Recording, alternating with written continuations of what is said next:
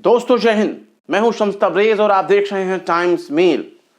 पूरी दुनिया में इस वक्त सीरिया की ही चर्चा हो रही है क्योंकि सीरिया के राष्ट्रपति बशार अल असद वो सीरिया छोड़ करके दूर कहीं फरार हो गए हैं। यह भी कहा जा रहा है कि या तो वो यूएई में है या तो फिर वो रशिया में है। एक धड़ा यह भी है जो ये दावा कर रहा है कि ये तो फ्रांस में भी हो सकते हैं। पर गौर से देखा जाए तो जिस तरह से शुरुआत की मीडिया रिपोर्ट्स आई उसमें यही दावा किया जा रहा था कि राष्ट्रपति बशार अल असद दमिश्क राजधानी को छोड़ करके वो किसी दूसरे इलाके की तरफ निकल गए थे और वो इलाका था उनका अपना अलाई इलाका, जिस इलाके से वो ताल्लुक रखते हैं।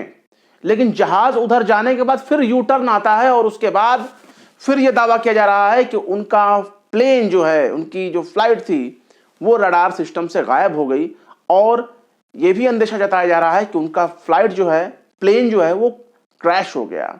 यानी बशार अल असद के मारे जाने के भी दावे किए जा रहे हैं कि बशार अल असद अब इस दुनिया में नहीं रहे।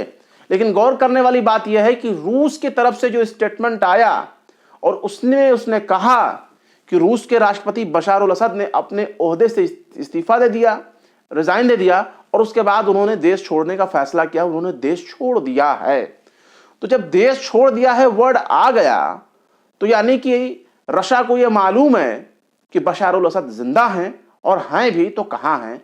और जब इतनी नजदीक बात उनको मालूम है रशिया को, तो यह भी हो सकता है कि वो मॉस्को में ही मौजूद हो। खैर, इसके साथ ही एक बात यह पूरे मीडिया में छाया हुआ है, जब से ये सीरिया का वॉर, नया वाला स्ट्रेटजी वॉर जो फिर से शुरू हुआ, इसमें यही कहा जा रहा है कि बशार अल असद एक शिया हैं, शिया मुसलमान हैं, शिया फिरके से ताल्लुक रखते हैं वो। और जो वहां की अक्सरियत है, जो वहां की बहुसंख्यक आबादी है, वो सुन्नी मुसलमानों की है और सुन्नी मुसलमान शिया को हुकूमत करते हुए नहीं देख सकते। इसलिए शियाओं के साथ मुसलमानों की बड़ी पुरानी दुश्मनी है। इसलिए इस नाते से बशार अल असद की हुकूमत के खिलाफ वहां के लोग बगावत कर रहे हैं। यह भी कहा जा रहा है कि जो वहां के लोग हैं वो खूब मदद कर रहे हैं उन आतंकी संगठनों का जो वहां पर आए हुए हैं, और वो भी मदद इसलिए कर रहे हैं क्योंकि आतंकी सुन्नी हैं, सुन्नी इस्लामिक जिहाद के लोग हैं और वहां जो लोग मौजूद हैं वो भी सुन्नी है, इसलिए उनका वेलकम कर रहे हैं।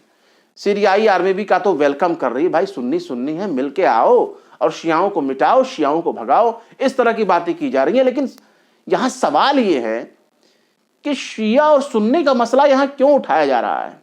अगर बशार अल असद इतने बड़े तानाशाह हैं, जैसा कि वेस्टर्न मीडिया और वेस्टर्न लॉबी बताती आ रही है कि भाई लाखों के लाखों सीरिया के मुसलमानों को, लाखों के लाखों, हजारों के हजारों बच्चों को बशार अल असद की हुकूमत ने बिल्कुल कत्लेआम करा दिया, मार दिया, उनको टुकड़े टुकड़े कर दिया, उनके कत्ल के लिए बाकायदा कत्ल खाने खोले गए थे।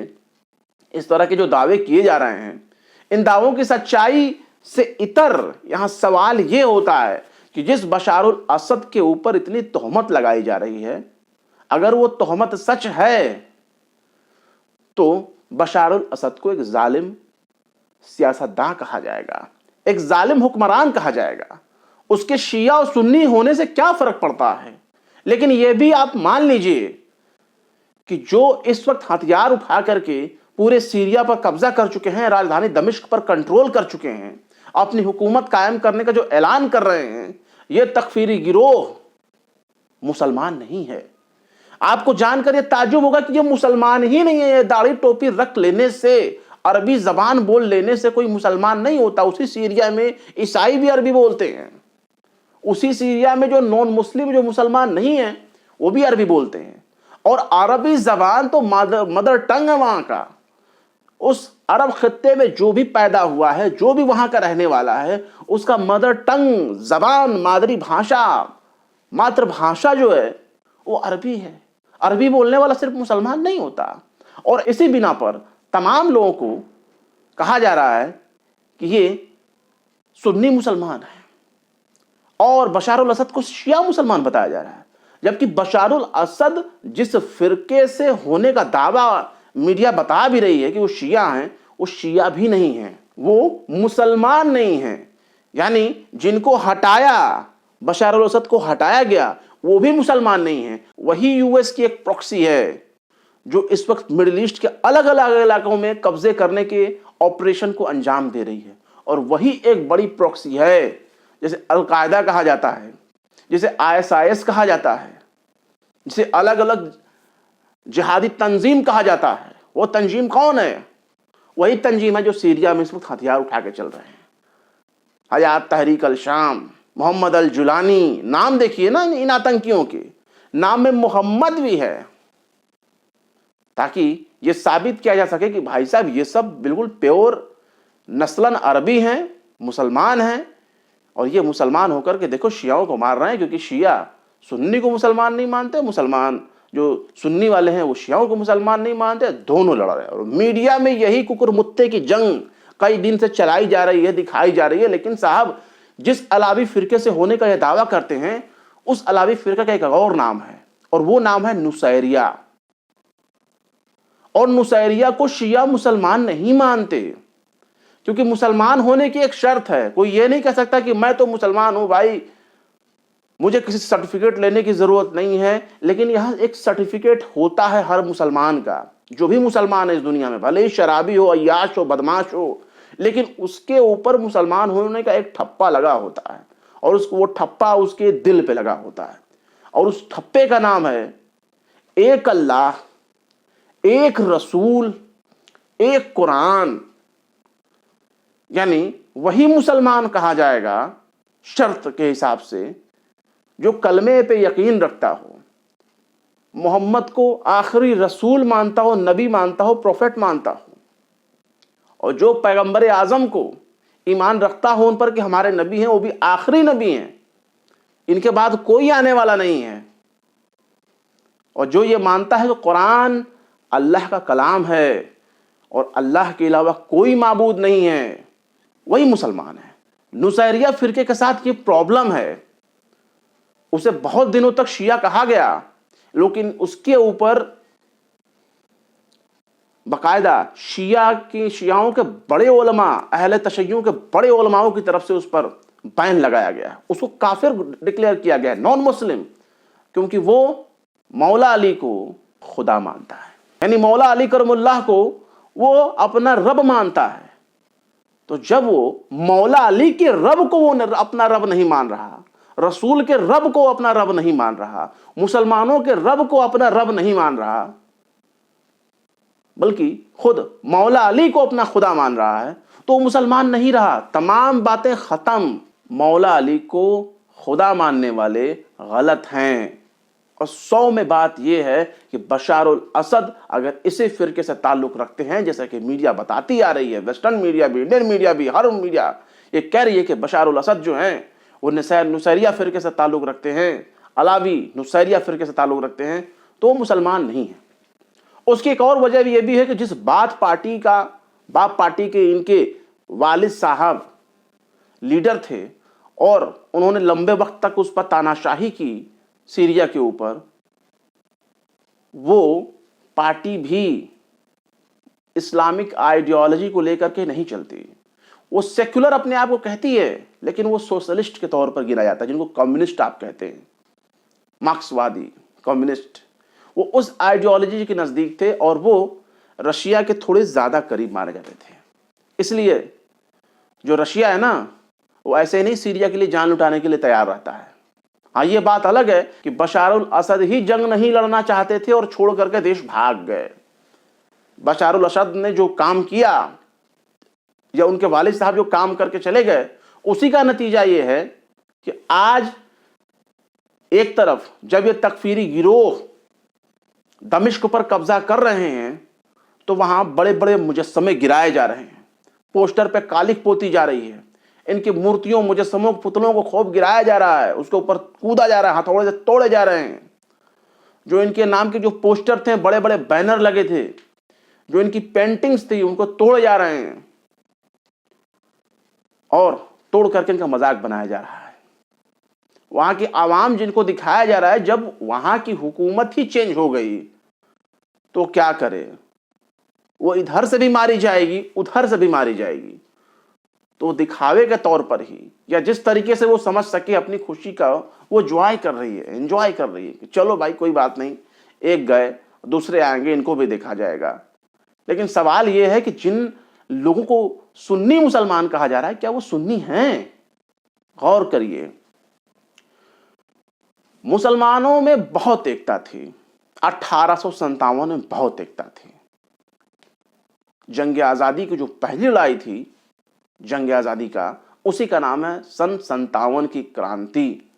और जब सन 57 की क्रांति हुई ना, तो उसको लीड करने वाले मैक्सिमम मुसलमान ही थे और उनके पीछे हिंदू मेजोरिटी साथ में खड़ी थी, लेकिन उनके लीडर्स का नाम, वो टोटल के टोटल मुसलमान थे, बड़े लीडर्स, और तमाम के तमाम बहादुर शाह जफर के पीछे खड़े थे।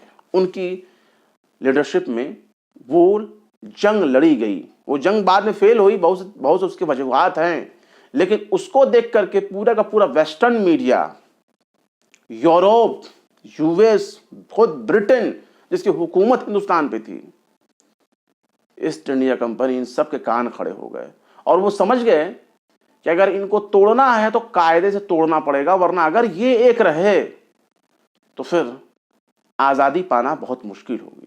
ये मैं इसका इंडिया के हवाले से इसलिए दे रहा हूं क्योंकि इसका ताल्लुक पूरे अरब जगत से है, पूरे मिडिल ईस्ट से है, और मैं उस तारीख पर भी आपको रोशनी डालूंगा जिसको अरब क्रांति कहा जाता है, सो कॉल्ड। और ये मैं कैसे खिलाफत से जोड़ करके आपको पेश करूंगा, आप इस पर गौर करिएगा। उस वक्त एक फिरका पनपने लगा और उन लोगों ने तमाम मुसलमानों को काफिर डिक्लेयर करना शुरू किया, और अरब से निकला हुआ वही फिरका बाद में, इनको सल्फी आइडियोलॉजी भी कहा जाता है, सल्फी विचारधारा। इनके नजर में जो इनके हिसाब से मुसलमान रहेगा, जो इनकी विचारधारा से ताल्लुक रखेगा, वो इनकी नजर में मुसलमान है और बाकी सारे लोग काफिर हैं, चाहे वो सुन्नी हो चाहे शिया हो। सुन्नियों का पूरा जमात, जो सुन्नियों की जो जमात है, उन लोगों ने इस सलफी आइडियोलॉजी वालों को काफिर डिक्लेयर किया, नॉन मुस्लिम डिक्लेयर किया। मुसलमानों को तोड़ने के लिए भारत में एक और फिरका अंग्रेजों के जरिए खड़ा किया गया। एक बंदा खड़ा होता है और वो अपने आप को पैगंबर होने का दावा करता है। उसका नाम होता है गुल मोहम्मद कादियानी। पंजाब के कादियान सूबे का वो रहने वाला होता है, इसीलिए उसे कादियानी कहा जाता है। लेकिन वेस्टर्न मीडिया ने उसमें भी अपना पेच घुसाया और उसको अहमदिया कहना शुरू किया, जबकि जितने भी मुसलमान हैं वो अहमदी होते हैं। मुसलमान जो अहमद मुरसलीन, खातमुन नबीन पर ईमान रखते हैं, वो अपने नाम के आगे अहमद भी लगाते हैं। लेकिन वेस्टर्न मीडिया ने उसको नया फ्लेवर दिया और लिखा कि भाई ये तो अहमदिया हैं, जबकि मुसलमानों में कोई नबी नहीं आ सकता अब आखिरी नबी के बाद। लेकिन एक बंदा खड़ा होता है और वो सिर्फ मुसलमानों को तोड़ने के, और बाकी गौर किया जाए उस वक्त जो फ्रीडम हुए, मुसलमान कमजोर हुए, बहुत कमजोर हुए। और ये कमजोरी सिर्फ यहीं तक नहीं रही, जिस खिलाफत उस्मानिया को टूटने का गम आज भी पूरी दुनिया के मुसलमान मनाते हैं कि खिलाफत उस्मानिया इतनी बड़ी मुसलमानों की एम्पायर थी, 700 साल तक कायम रही, वो टूट गई।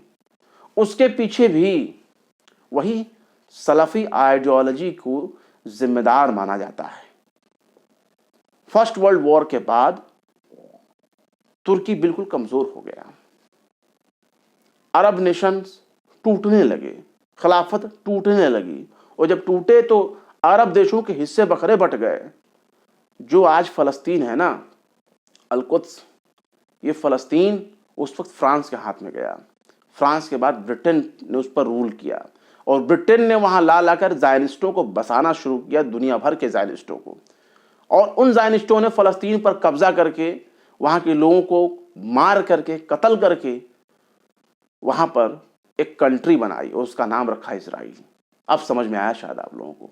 इसीलिए अरब वाले इकट्ठे होकर इसलिए नहीं लड़ते क्योंकि जिन देशों ने, जिन यूरोप के देशों ने मुसलमानों के दुश्मनों के कंधे पर हाथ रख करके सहलाया ना, और कहा कि हम तुमको एक देश बना के देंगे, और कई देशों के जो डाकू बदमाश हुआ करते थे, लुटेरे टाइप के लोग हुआ करते थे, उनको इन लोगों ने अपने अपने यहाँ सुल्तान चुनना शुरू किया कि तुम बगावत करो, खिलाफत तोड़ो, तुर्क खिलाफत से अलग हो जाओ, हम तुमको सुल्तान बनाएंगे, देश देंगे। तो शर्तों के हिसाब से हिस्से बखरे भी लगे, बांटे भी गए, अलग अलग देशों के सुल्तान बनाए गए। आज उन्हीं की औलाद, उन्हीं की नस्लें पूरी दुनिया में, आप देखेंगे अरब देशों में वो काबिज हैं और वो रूल कर रही हैं।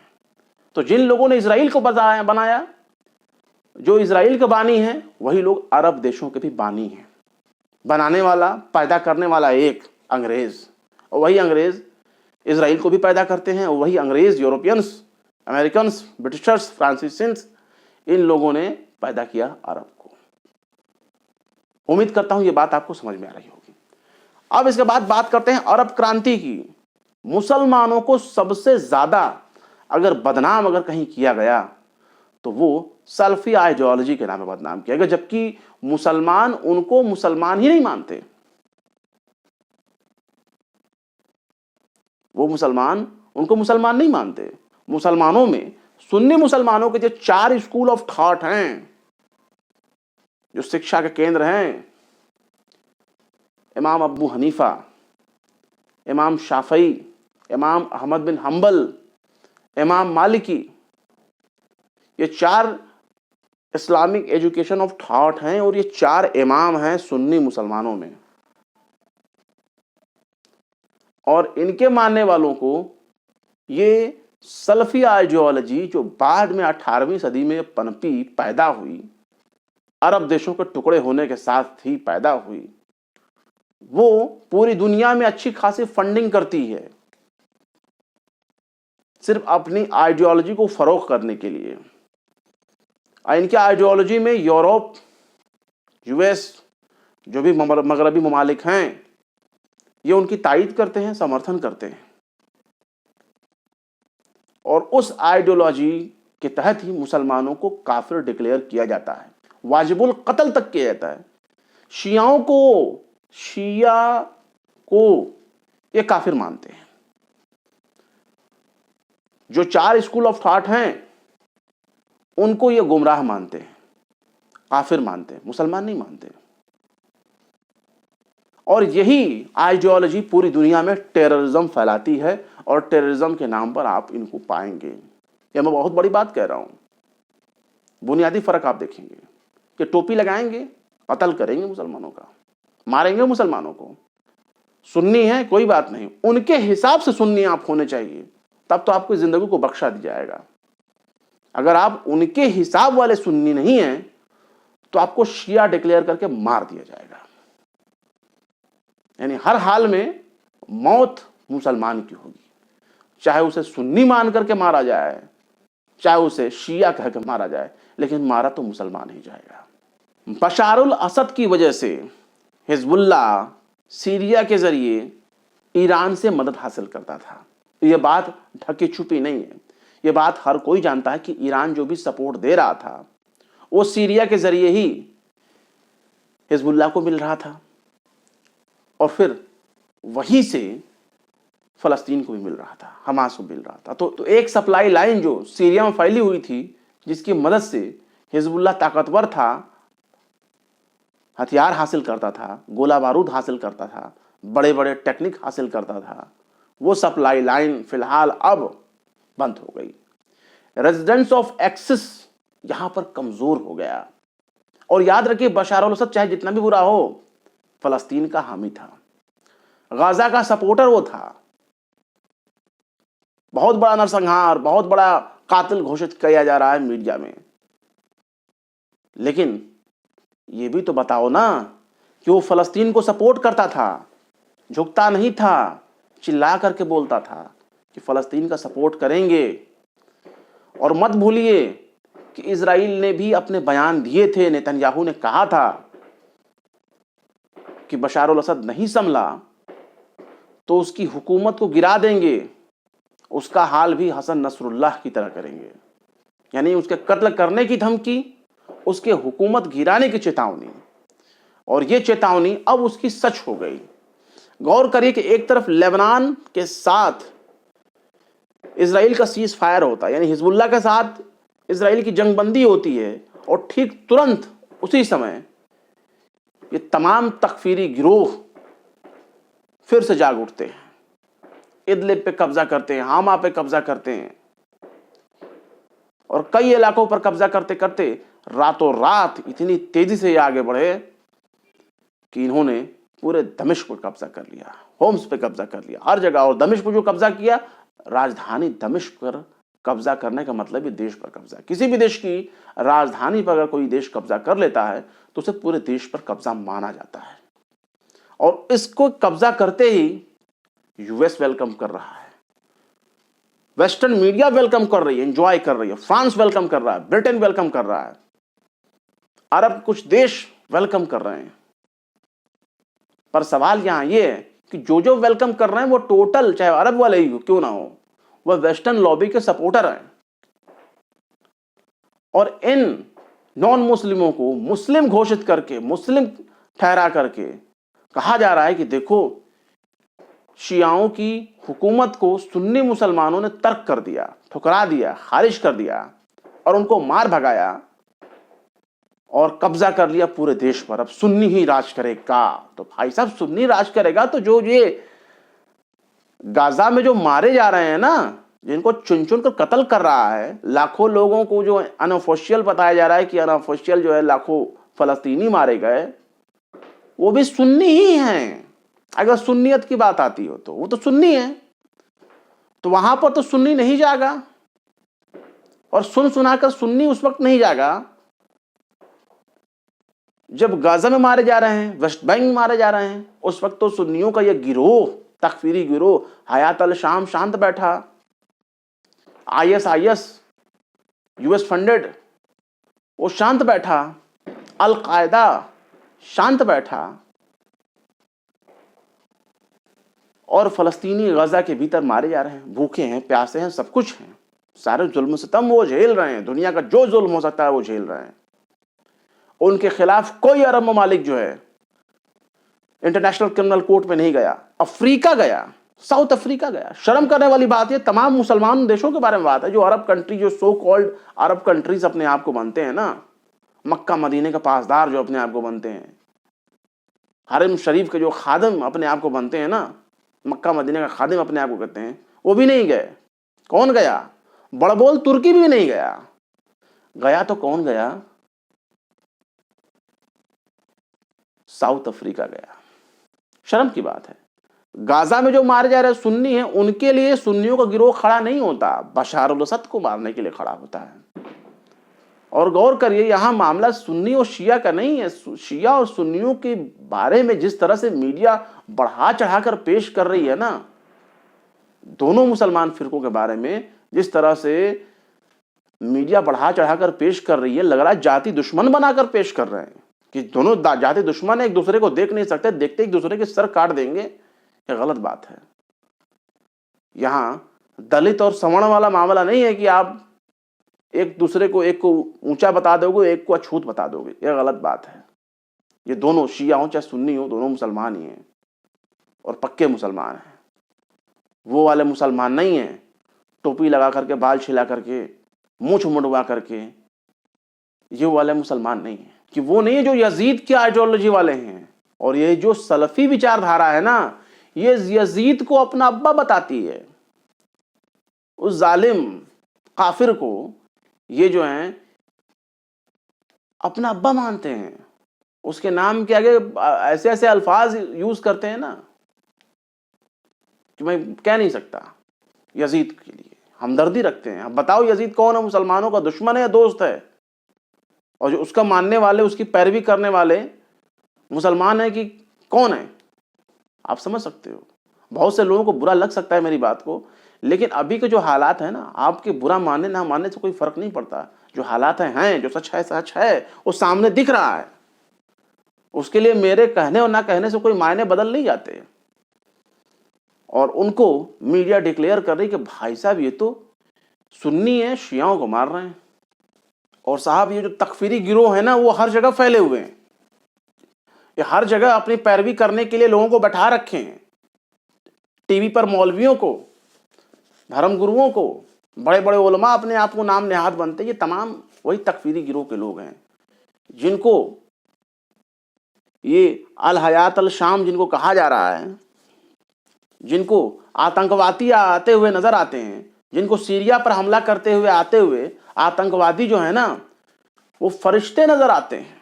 वो कहते हैं कि वाह, वो आसमान से फरिश्ते उतर रहे हैं, उमर की फौज आ रही है। मुल्क शाम पर तो उमर ने फतह किया था। तो भाई साहब, हजरत उमर ने अगर फतह किया था ना, तो हजरत उमर सुन्नी थे कि शिया थे? कौन थे वो? ये शिया सुन्नी तो आप लोगों ने बांट रखा बाद में, वरना सब तो एक ही थे, मुसलमान ही थे। शिया सुन्नी कहां थे? शिया और सुन्नी वाला लफड़ा तो बाद में पैदा हुआ, सब तो मुसलमान ही थे। दूसरी बात कि जिनको आसमान से फरिश्ते उतरते हुए नजर आ रहे हैं, उनको यह भी बताना चाहिए कि जब गाजा में लाखों के लाखों सुन्नी मुसलमान मार दिए गए, तब फरिश्ते उनको नजर नहीं आए।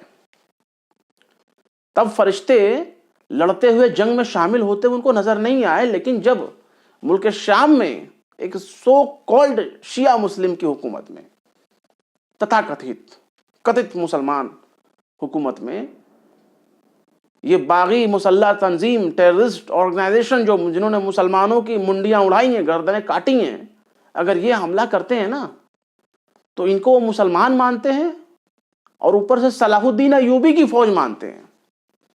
यार शर्म करो। सुल्तान सलाहुद्दीन अय्यूबी का नाम लेने लायक भी कोई नहीं बचा है। सुल्तान सलाहुद्दीन अय्यूबी एक मर्द मुजाहिद, जिसने फलस्तीन फतह किया, जिसके होते हुए फलस्तीन की तरफ आंख उठा के देखने की किसी की औकात ना थी। और ये जो तकफीरी गिरोह है ना, इन्होंने फलस्तीन के लिए क्या किया? कुछ न किया। इन्होंने फलस्तीन के लिए क्या किया? तो जवाब है कुछ नहीं। तलाशते रह जाओगे, कुछ नहीं किया इन्होंने। इसलिए नहीं किया क्योंकि जो इनके आका हैं, इन तकफीरी गिरोहों के जो आका हैं, वो इजराइल है, अमेरिका है। जो गाजा में फलस्तीनियों को मार रहे हैं, ये वही तो हैं। उन्हीं के सपोर्टर्स हैं, उन्हीं के वेपन्स, उन्हीं के एमिनेशन, उन्हीं के हथियार, उन्हीं के जरिए दी गई ट्रेनिंग पा रहे हैं। दुनिया भर के लड़ाकों को बुला लिया गया मुल्क शाम में लड़ने के लिए, अलग अलग तंजीमों, अलग अलग बैनरों के तहत, और वो लड़ रहे हैं। एसडीएफ एक फोर्स है कुर्दों की, वो अलग अपने लिए सेपरेट कंट्री मांगते हैं वो। और कुर्दों का इलाका जो है वो सीरिया में भी है, वो इराक में भी है, वो कुर्दों का इलाका जो है वो तुर्की में भी है। तुर्की के भीतर जितने बम्बार्डमेंट हुए हैं, बम धमाके हुए हैं, टेरर अटैक हुए हैं, वो सारे इल्जाम जो है ना, वो कुर्द लोगों पर लगता है कि बस सीरिया मौजूद जो कुर्दिश है ना, यही अटैक कर रहे हैं। भाई साहब, जो कुर्द खून है ना, बड़ा जंगजू कौम है कुर्द खून। आज उस कुर्दों को अमेरिका अपनी उंगलियों पर नचा रहा है, क्योंकि उसको सपोर्ट अमेरिकन्स करते हैं। और पता है, सुल्तान सलाहुद्दीन अय्यूबी, वो भी कुर्द नस्ल के।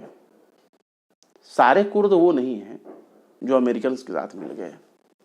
जैसे सुन्नियों के नाम पे सारे सुन्नी वो नहीं हैं जो अमेरिका और इजराइल के साथ खड़े हैं, अरब कंट्रीज के साथ खड़े हैं।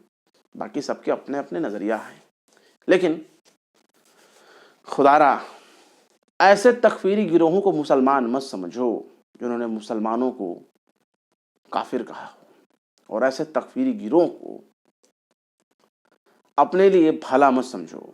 ये तुम्हारी गर्दनें उड़ाएंगे, मुंडियां उड़ाएंगे, और मुंडियां काट करके, सजा करके थाल पेश करेंगे उसी अमेरिका, यूरोप और इजराइल के सामने। जिस काम को इजराइल गाजा में हमास के साथ ना कर पाया, याद रखिए, हमास आज भी लड़ रहा है, लगातार लड़ रहा है। और लेबनान में जिस काम को हिजबुल्लाह ने नाकाम कर दिया, उस काम को इन सो कॉल्ड सुन्नियों ने अंजाम दे दिया। इजराइल के मकसद को अंजाम दे दिया। इजराइल की जीत हुई जनाब, अमेरिका की जीत हो गई।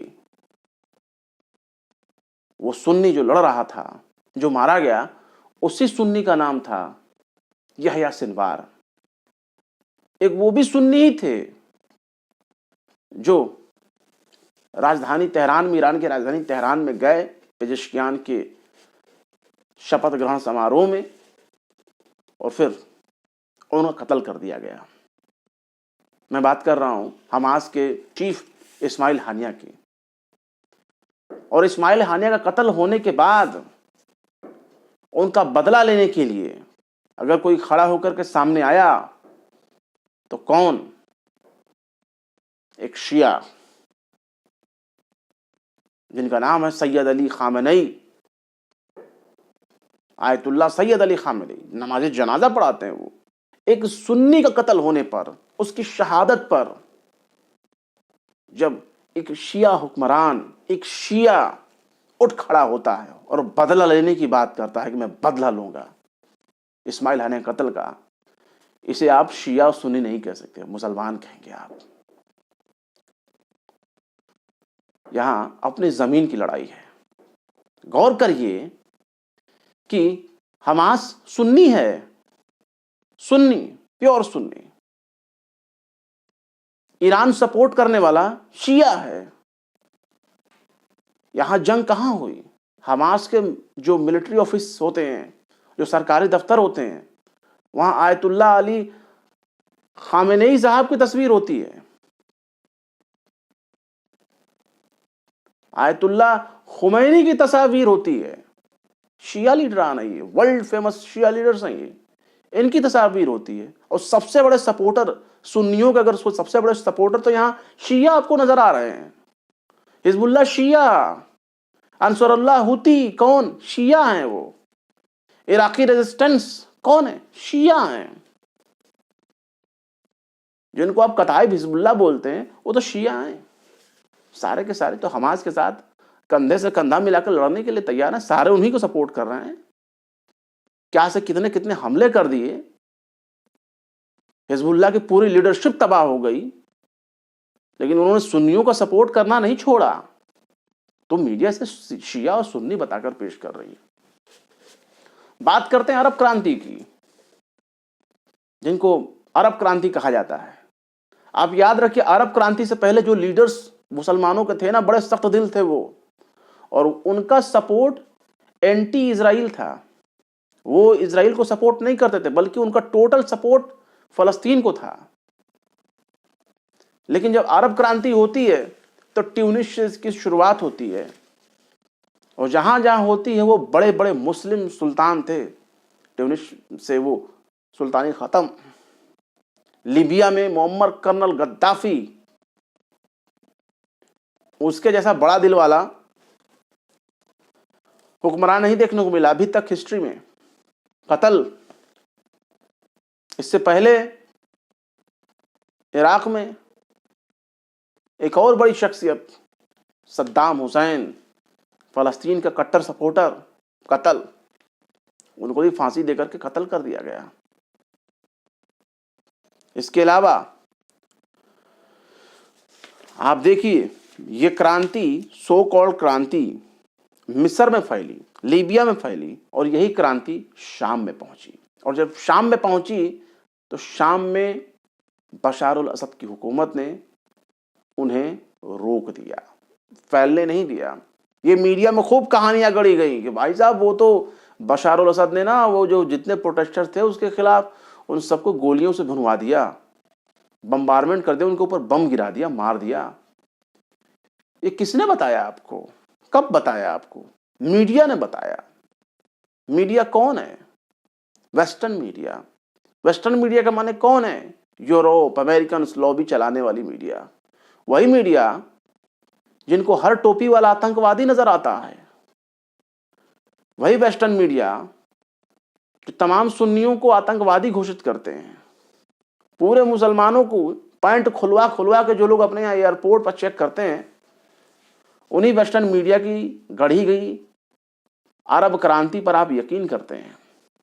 और ये नहीं कि ये यकीन कर रहे हैं कि जो अरब क्रांति के नाम पे जो तबाही मचाई गई, मुसलमानों को तोड़ा गया, उनकी हुकूमतों को तोड़ तोड़ कर नेजा नेजा कर दिया गया, और उन टुकड़े हुए हुकूमतों को आप अरब क्रांति की पैदावार मानते हैं। ये आपकी मूर्खता है, इसे बेवकूफ़ी कहते हैं। पागलपन कहते हैं, इस पर आप यकीन मत करिए। और वेस्टर्न मीडिया के जरिए एक पाकिस्तान की बैठी मीडिया है, वहां के यूट्यूबर्स हैं, इनको भी अच्छी खासी फंडिंग मिलती है पाकिस्तान के यूट्यूबर्स को। ये अपने आप को सो कॉल्ड सुन्नी कहते हैं और इनके जरिए बड़े बड़े पॉडकास्ट किए जाते हैं। उसमें बताया जाता है कि साहब ये तो बहुत बड़ा जालिम हुक्मरान था और उसने तो ये किया था, वो किया था, और उसने सुन्नियों का गजब कत्ल किया था, शिया हुक्मरान था, ये अलावी फिरके से ताल्लुक रखता था। ये नहीं बता रहे कि भाई साहब ये अलावी फिरका है कौन, बताओ ना कि ये वही नुसैरी है जिसको शियाओं ने बैन कर रखा है। शिया मुसलमान नहीं मानते क्योंकि मुसलमान ही नहीं है वो, और उसको इतना बढ़ा चढ़ाकर सर पर कर लिया। लेकिन इतना तो है कि एक्सेस ऑफ रेजिस्टेंस को भले हार ना मिली हो, लेकिन ये जख्म हार से कम नहीं है। बहुत से लोग कहेंगे भाई सीरिया की मदद करने के लिए ईरान क्यों नहीं आया? भाई साहब ईरान तो पूरी फौज भेजने के लिए तैयार था। रशिया तो कई बार अपनी फाइटर प्लेन भेज रहा था, जबकि वो यूक्रेन में पहले से फंसा हुआ है। इसके बावजूद भी वो इनकी मदद कर रहा था। लेकिन जब बशारुल असद खुद ही लड़ने के लिए तैयार नहीं है, उनकी सेना खुद ही लड़ने के लिए तैयार नहीं है, तो आखिर आप इसे क्या कहेंगे? उनकी सेना को महीनों से तनख्वाह नहीं मिली, कैसे लड़ेंगे वो? किससे लड़ेंगे? कम से कम उनके नजर में जो भी आएगी, भले ही अमेरिका फंडेड ये ऑर्गेनाइजेशन हो, हथियारबंद संगठन हो, आतंकी संगठन हो जो आकर के लड़ रहे सीरिया में, कम से कम अमेरिका के जरिए फंड किए जाएंगे तो इनको पैसे तो मिलेंगे, देखा जाएगा। और सीरिया के लोगों को क्या, एक हुक्मरान गया और दूसरा हुक्मरान आ गया उनके लिए। तो ये सो कॉल्ड सुन्नी है ना, तो जरा इन सुन्नियों को सुन सुन कर देख भी लो कितने बड़े सुन्नी हैं, और तुम्हारी शांति अमन को कितने दिन तक ये बरकरार रखेंगे। ये मामला यही ख़त्म नहीं होगा, ये मामला इराक में भी फैलेगा। इराक को भी यही तकफीरी गिरोह कब्जा करेंगे। ISIS अभी भी जिंदा है, और ISIS वो US फंडेड और ISIS वो US फंडेड ऑर्गेनाइजेशन है जो कभी भी अमेरिका और इजराइल को टेढ़ी आंख नहीं देखता, क्योंकि इनके बॉस जो ठहरे। उम्मीद करता हूं ये स्टोरी आपको मुकम्मल तौर पर समझ में आ रही होगी। किसी भाई साहब को बुरा लगा हो तो मानो, बुरा मानना हो तो। सहाफत ऐसी ही होती है, खुल्लम खुल्ला होती है, दाएं बाएं नहीं, जो होती है साफ साफ बता दे रहा हूं। बुरा लगता हो तो बुरा लगे, चैनल को अनसब्सक्राइब कर देना, मुझे बुरा नहीं लगेगा। फिर मिलता है किसी और वीडियो में एक नई खबर के साथ। शम्स तबरेज को दीजिए इजाजत। जय हिंद। अगर अभी तक आपने हमारे चैनल टाइम्स मेल को सब्सक्राइब नहीं किया है तो जल्दी से सब्सक्राइब कर दें और बेल आइकन भी प्रेस कर दें।